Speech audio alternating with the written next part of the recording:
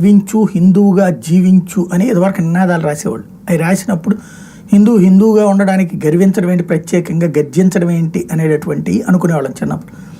ఇప్పుడు ఆ రోజులు ఇవాళ వస్తున్నాయేమో. ఎందుకంటే తన హిందువుగానే తనకి తాను ఫీల్ అవ్వట్లేదు. ఎవరికి వాడు రాజకీయంగా తమకు నచ్చిన నాయకుల్ని హీరోలుగా మాట్లాడుకుంటున్నారు. కులాల వారీగా వర్గాల వారీగా విడిపోయారు.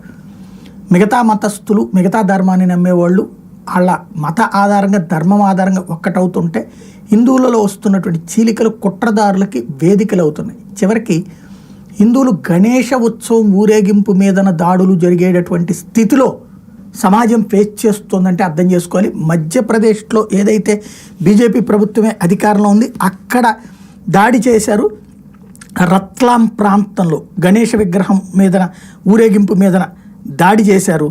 దీంతో హిందువులు ఐక్యం అవ్వడంతో ఈ సమస్యకు పరిష్కారం దొరికింది. మొత్తం హిందువులందరూ అక్కడే కూర్చుని ఎవడైతే దాడికి పాల్పడ్డారో వాళ్ళని అరెస్ట్ చేయాల్సిందని పోలీస్ స్టేషన్ ముందు కూర్చున్నారు.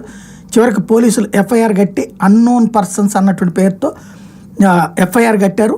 ఈ సందర్భంగా ఈ రాళ్ల దాడిలో ఒక పోలీస్ వెహికల్ మీద కూడా దాడి జరిగింది అన్నటువంటి పోలీసులు ఆ ఎఫ్ఐఆర్లో పేర్కొన్నారు.